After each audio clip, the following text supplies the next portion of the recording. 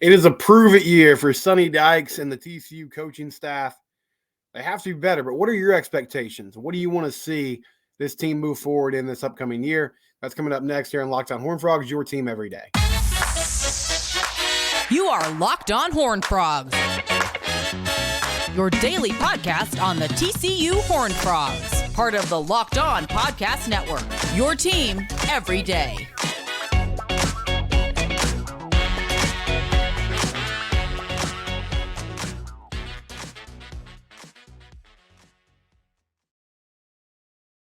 Locked On Horned Frogs, your team every day. We're free and available wherever it is you get your podcasts. Thank you for tuning into the show whenever it is and however it is that you do so. We're going to talk in segment 2 about a pretty crazy situation with TCU women's basketball. They have forfeited games against Kansas State and Iowa State. Supposed to play Kansas State tonight. We're supposed to play Iowa State on Saturday. Those games have been forfeited because they don't simply have enough players to play. It's the word that we got from the program. They're holding open tryouts tomorrow and Friday for students who think that they can play, female students who think they can play, who can walk on and play for the rest of the season. So that's a pretty crazy scenario. We'll get to that in segment 2.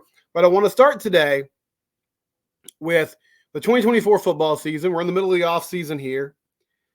Off-season workout started. Guys are back on campus, so they can't work with their individual coaches, but Kaz Kazadi is running the off-season program.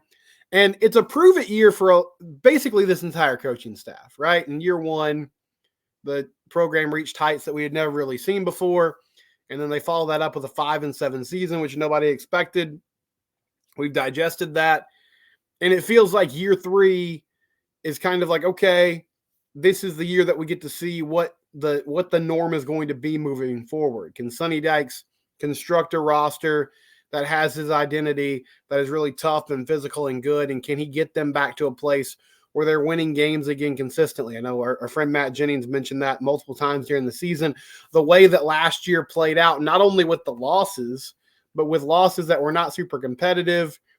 And honestly, the biggest thing that stood out to me last season, aside from the fact that you lost a ton of talent, you lost a lot of guys in the NFL, and you didn't replace that as well as I thought you could have. The offensive line struggled. I think the skill guys were inconsistent, and a lot of that had to do with injury. The defense was horrid, and you made a wholesale change there by letting Joe Gillespie go and bringing in Andy Avalos.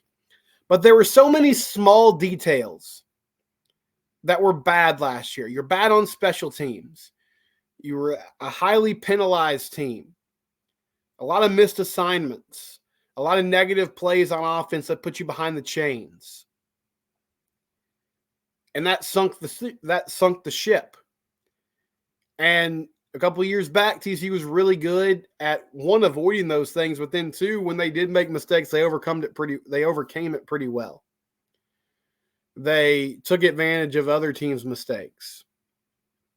That wasn't the case this past season. It looks like a poorly coached football team out there, just all across the board.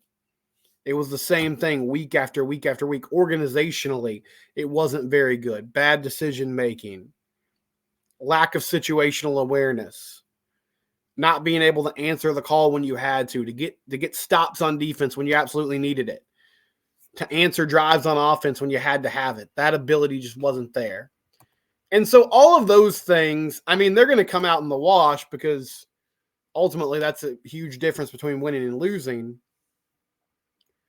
But those are also things that, regardless of the score, we can assess and see and kind of figure out moving forward if they're growing in those areas. But the bottom line is, going into this next year, what do you want to see from Sonny Dykes that makes you think, okay, I believe in this experiment again? I feel like we're headed in the right direction. Is it a win-loss record? Is it just, in my mind, one thing that I'm looking for is you need to be good on offense this year. You brought in Kendall Briles, who's supposed to be a great offensive mind. Sonny Dykes has scored points his entire career. This offense has to be good. They have to be consistent. They can't just be good during garbage time. They can't just be good when the other team gets up by 3 scores and all of a sudden Texas and Oklahoma are playing soft coverage on defense, and Josh Hoover is able to make some throws and move the team down the field. You got to be better in the red zone, got to be better in short yardage, and that comes down to your offensive line. Can they get pushed? Can they protect the pocket? Can they open up holes for your running backs? But what steps forward do you want to see TCU take in this upcoming season that makes you believe in Sonny Dykes coming into, the foreseeable future? From a win-loss perspective, and I was looking at the schedule this morning. I'll run it down quickly for you. I saw somebody say yesterday, I haven't seen official word from the school, but somebody who renewed their season tickets let it be known that Long Island is the missing game on the schedule. So right now the Frogs have 11 games on, like FBS schedules and all the different scheduling websites to keep track of those things. 11 football games next year. 2 non-conference games against Stanford and SMU, both of those games on the road. And then you would think a conference home game, most likely against an FCS opponent. And it appears it's going to be the Long Island Sharks. Long Island came down and played Baylor last season, actually played them pretty tough. But that's your mid-season scrimmage, essentially. You're not mid, it'll probably be week 2. Your week 2 scrimmage is a game against Long Island, an FCS opponent. And listen, that's not me. Like, you might think that's disrespectful. That's what an FCS game is. Now, it doesn't mean you can't lose it. There are teams every year that lose those games. And I think last season we saw against Nicholls State, TCU won 41-6, but they weren't super inspiring in that effort. I don't feel like a lot of people came away from that ball game thinking, man, this team's really good, right? There were a ton of concerns. But they won that game handily, even though they didn't really play well at all. But here's your schedule. So at Stanford, you would assume Long Island would be the next game at home. At SMU, and then your conference games at Baylor, at Cincinnati, at Kansas, home games, Arizona, Tech, Houston, Oklahoma State, UCF, and then on the road against Utah. So it's a tough schedule. I mean, we talked about Texas and Oklahoma moving on and how that makes things more manageable, and it does. But I feel like I look at a lot of these games, and they're sort of coin flips, right? I mean, you should be able to go on the road and take care of business against Cincinnati if TCU is improved and we think they are who they are. Home against Houston, feel pretty good about that, even though Willie Fritz in his first year, he's a good coach. I think he's going to get that program right. I just feel like in year 1, that should be a game you win. Home against UCF. Now, that's an interesting one because KJ Jefferson's going to be there. I think Gus Malzahn's a good coach. UCF surprised a few people last year, but I like that it's in Fort Worth. Getting home games against Oklahoma State and Tech are big pluses because those are tough road environments, especially at night. But, I mean, Oklahoma State and Tech are going to be coin flip games. I think at Utah's a coin flip game. They're most likely going to have Cam Rising back. Kyle Whittingham's done a fantastic job there. They're a physical team. And frankly, TCU didn't show a ton of mental toughness last year. They went on the road at Manhattan and got trucked. They went on the road against Tech and played better, but just couldn't find a way to pull it out. Now, Arizona's intriguing because, I mean, Jed Fitch is a really good coach. I think they might have been the preseason pick to win the league if everything had stayed together. But then he goes to Washington. They've already had 9 players hit the transfer portal. Now, they hired Brett Brennan, who did a really good job at San Jose State, but it's late in the game to hire a head coach. I mean, it's tough turnaround for the Wildcats. And that's also going to be a home game. So suddenly you feel better about that. At Kansas is going to be really tough. Jalen Daniels is back. That KU team is really good. I think they're going to be in the mix as far as talking about like Big 12 championship contenders going into this upcoming year. And you're playing it in Lawrence, which, I mean, Lawrence is not – it's not Allen Fieldhouse, right? But it's a road game nonetheless. And then at Baylor, I mean, you've dominated the Bears for a decade now. I think DeQuan Finn, the Toledo quarterback, was a really good pickup by them. Dave Aranda feels kind of like a lame duck head coach, but it's a rivalry game. It's on the road. That's going to be a tough one. So a lot of coin flip games. So when I look at the schedule, I mean, the first thing I want to know is, can you go 3-0 in non-conference play? Because that's always a big deal. If you can find a way to navigate non-conference 3-0, that helps you out a lot as far as, padding wins and getting to bowl eligibility. At Stanford, at SMU, two ACC opponents. It's funny to say that. I think I would favor TCU in those games right now. It's got a long way to go. And then you take care of business against Long Island, and hopefully you're 3-0. And so then you have, 9 Big 12 games. What do I want to see from Sonny Dykes? From a record standpoint, I feel like 7 to 8 wins is solid, and that makes me feel pretty good about things moving forward. I know that's not what a lot of people want to expect. Last year I came out guns blazing, and I was like, I think they're going to go 9-3, which honestly, I didn't, compared to some TCU people, that was a little more muted, right? Like 9-3, there were people that were predicting 10-2, predicting another Big 12 championship appearance. I felt like 9-3 was a good spot with everything they had lost. And of course, that totally blew up in my face. But I feel like 7 or 8 wins shows proof of concept. It means you've stabilized things. You've got things going in the right direction again. You make a bowl game. And hopefully it sort of moves you forward out of this boom or bust era that the team has been in, where it's like either they're really, really good or they're not going to make a bowl game. And there's no in between. And that's been frustrating for, I think, the program. I think it's hurt the program in some ways. But 7 to 8 wins to me would make me feel really good about the direction of this team moving forward. And then I think going into 2025, hopefully that's when you're building towards something special by setting a good foundation this year. But what do you want to see as fans? What do you want to see from Sonny Dykes this year? And what I think is a prove-it year for him and this coaching staff. And you can give me a win total, or you can just say, like, hey, I just want to see a team that doesn't make stupid mistakes as often. Or I want to see an offense that scores 30 points a game. I want to see a defense that's top 50 in the nation under a new defense coordinator. I think all those things are valid.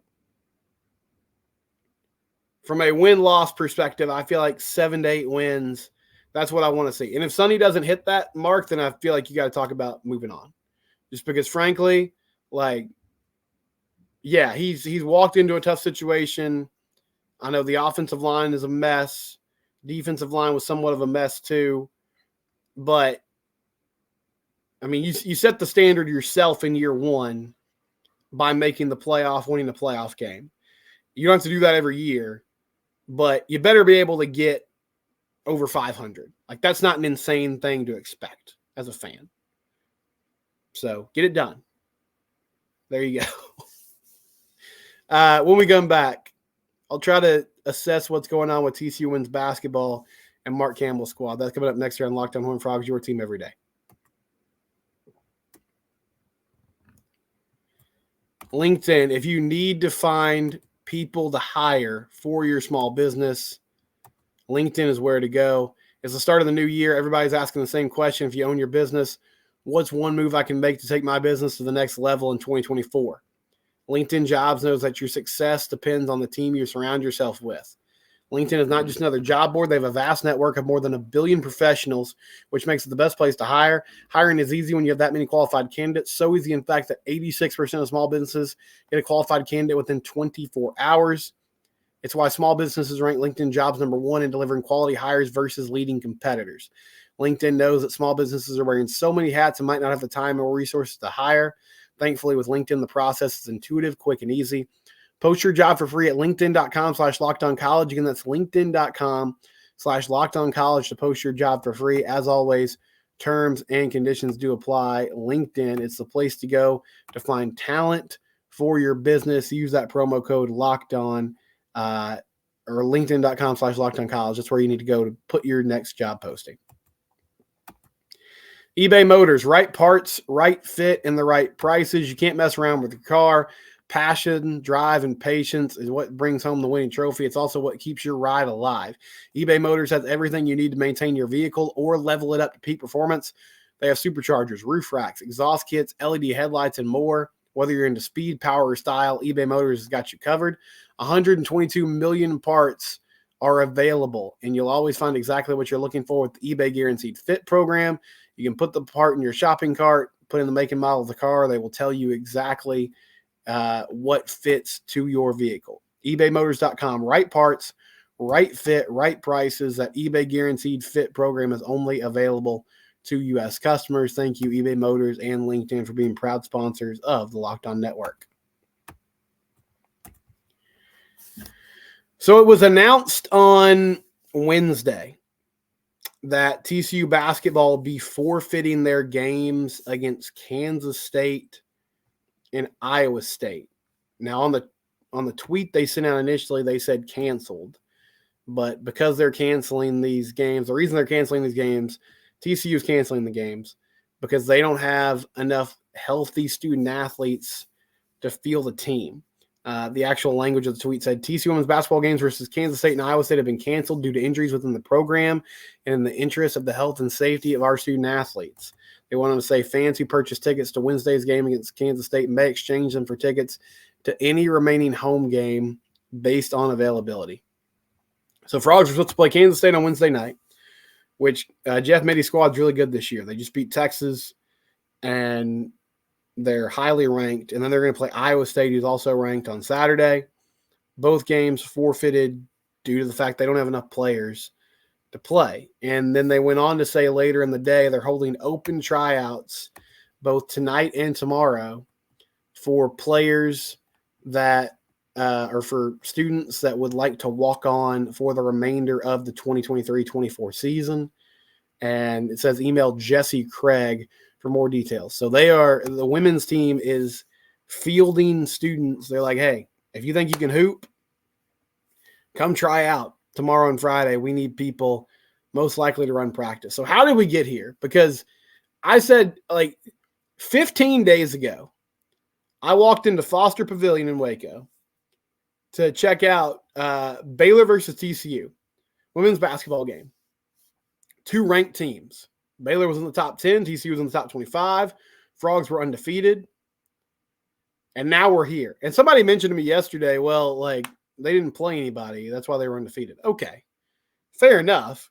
They did beat BYU, which matched their Big 12 win total from the previous season. But that wasn't even really my point. My point was maybe they were a top 25 team even at that time, right? They led Baylor at halftime, though, before things unraveled. But, yeah, maybe they were not as good as their record indicated. At the same time, the vibes were pretty solid. We weren't talking about folding the program for the rest of the season. We weren't having to pull people out of the Moody building or the Schieffer College or the business school to play the rest of the year. I mean, we were a long way from that, or at least I thought we were, but apparently not. Now, what happened here? What's been the timeline? Well, so Sedona Prince goes down with an injury. She actually got hurt. She said in the first play of that Baylor game, she broke her finger. She went ahead and played the rest of the game, but then after the game decided to have surgery. She's out for a while. Didn't get a clear timetable on that. So then Sedona's out. They lose to Oklahoma State. They lose to Texas. They lose to Houston, all without Sedona Prince. During the Houston games, Jaden Owens goes down with a knee injury.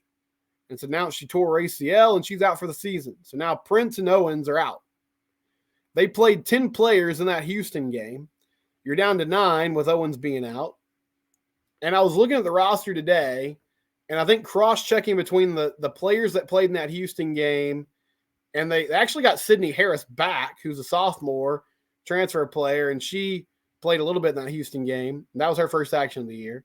But there were only 2 players on the roster that weren't listed as injured in the Houston game that did not play. Paige Bradley is one of those players, the junior from Dallas, and then Breon White from Pearland, Texas, and originally from Oklahoma. And I don't know what their health status is, but I would assume, those are the players that were out of that game for whatever reason.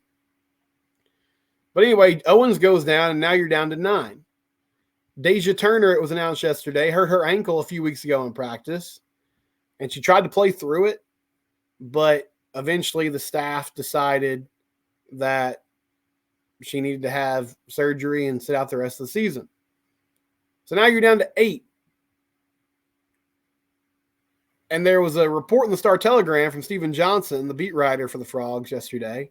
They had a couple players go down in practice this week, which put them down to 6 scholarship players.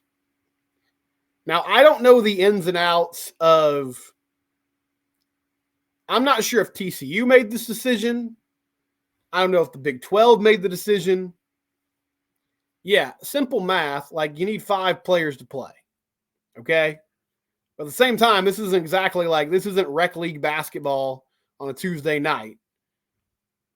There might be rules in place for you need some subs, okay? So I don't know if I'm sure it was in conjunction with everybody that this decision was made. I don't know who initiated the conversation of, hey, we just don't have the numbers to play. But it's an insane situation. Now, Arizona went through something similar last year. I don't know what's going to happen. I mean, I know what's going to happen. It looks like they're going to get some walk-ons to fill out the roster, and then they're going to do what they can.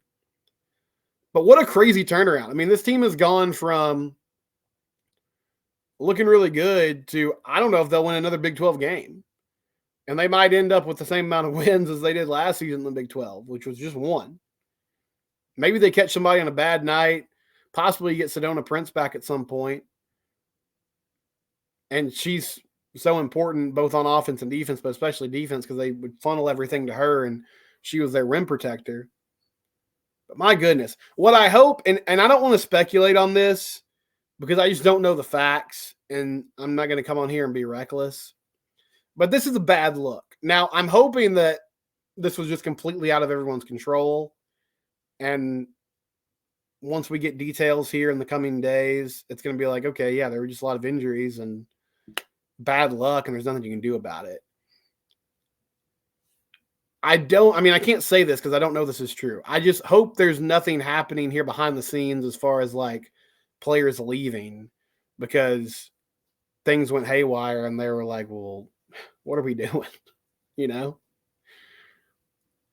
But I have no idea if that's true, and so I'm not going to speculate about it. It's just a crazy situation. I mean, literally 15 days ago, they were ranked and playing another ranked team. And they've always been thin. I mean, when I talked about this team in the past before conference play started, I said, well, the big challenge for them is going to be keeping up in Big 12 play because they just don't have a lot of players. Victoria Flores was dealing with an injury earlier in the year, but then she came back. So I don't know what all happened here. But it's a pretty wild situation. I know Jamie Plunkett, who covers the team for Horned Frog Blitz, has mentioned he's working on a pretty definitive article sort of laying out the timeline of all this. But we know Sedona Prince is out. We know Jay Nowens is out. We know Deja Turner is out. And then apparently there were a few more players injured in practice this week, which brought them down to 6 scholarship players. So, I mean, prayers up for them. One, like, I hope they can get healthy. And, I mean, this was a team that seemed to enjoy playing together, seemed to be having fun. So it's a huge bummer that all this has gone down. But, man, what a complete 180 from what we saw earlier in the year. And we'll just wait to hear what the kind of definitive answer is as to why this unraveled so quickly here in the coming days. When we come back, we'll get some of your reaction. It's Locked On Horned Frogs, your team every day. Tell you about it every day. FanDuel.com/lockedon. Go there today. Put down one $5 bet. Get $150 in bonus bets. All you got to do is place one $5 bet at FanDuel.com/lockedon. Get $150 in bonus bets. You can just bet against the spread. You can do some parlays. You can do prop bets, whatever you're interested in. They also have an app that's safe and secure and easy to use. FanDuel.com/lockedon.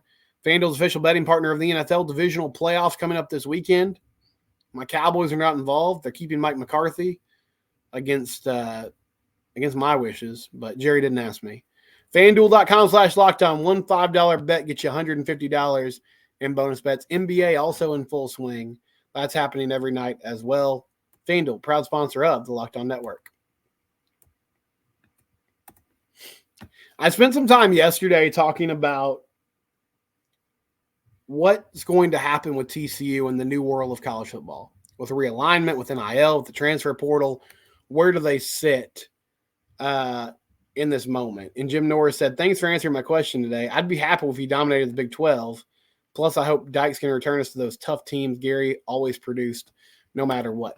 Yeah, that's a good point. I mean, when I talk about what I want to see from Sonny Dykes this year, I do feel like one thing that's important is they need to be a tough physical football team again. Because they very much were that in 2022, and they were not in 2023. And so that physicality needs to come through and shine once again. And I'd also be cool with dominating the Big 12. I mean, I think it'd be fun if they could run this league. Now, it's going to be challenging because I do think it's a good league with a lot of parity. But I feel like for the most part, fans will be happy with that. If you're consistently making the playoff, that's a big deal. But expectations always change. So we'll kind of see where it goes. I'm also excited, though, about the new conference and where they could land moving forward. Jim also said, for me, this is a huge year for Coach Dykes. After what he did at SMU and here in his first year, I thought he was an offensive genius. On the other hand, I've never understood his love affair with Morris. Remember 2 years ago, Chandler was unable to move the team against Colorado, a truly bad team before he was hurt. After last year's fall off, I'm wondering what we got. Big year for him. Yep, it is a huge year. And, yeah, I mean, the Chandler thing didn't work. Bottom line, he wasn't very good in that game against Colorado a couple of years back. He threw some critical interceptions in the game against Colorado this past year. And that was there's no sense in revisiting it because it's long over now. But what a disaster losing that game was. I mean, Colorado had some talent, but they ended up 4-8. I mean, as the season went on, that was just clearly like such a mediocre football team. A lot better. Deion improved them a lot. I think Deion's going to do a good job there. I got to be careful. As Colorado fans, they can sense it. Their spider senses go off if you criticize their team at all. But I mean, Deion's on the way up. For however long he stays there, they're going to have a lot of talent. But that Colorado team was so – like TCU had no business losing that game. That was just such an epic failure by the coaching staff and the players. And it was so clear that they just thought they were going to roll in there. And after what they did last season, just such an attitude of entitlement going into that ball game of, oh, all right, we can just roll the ball out there and we're just going to run over this team. And then you just go get your butt kicked to start the year. Like it's making me mad all over again. And it was so indicative of what the year became, which was just a team that made critical mistakes, that didn't look prepared, that didn't look focused. And that falls on the coaching staff. And that's why I agree with you, Jim. This is a huge year for Coach Dykes and the staff. And part of it's improving the offense. Part of it's just getting better across the board. But, man, it was just inexcusable. Inexcusable at the time. And honestly, in the moment, my thought was kind of like, well, maybe Colorado is just really great and TCU didn't have enough film on them and they caught us at a bad time. But no, the truth was TCU just came in entitled and they weren't a very good football team to begin with and they, got it handed to them. And unfortunately, they didn't really rebound from that. But eternal optimism, man. A new year is upon us and we're in the off season. And so we'll cover it from start to finish. Sorry to end on a sour note, but it's Locked On Horned Frogs. It's your team, and we do it here every day.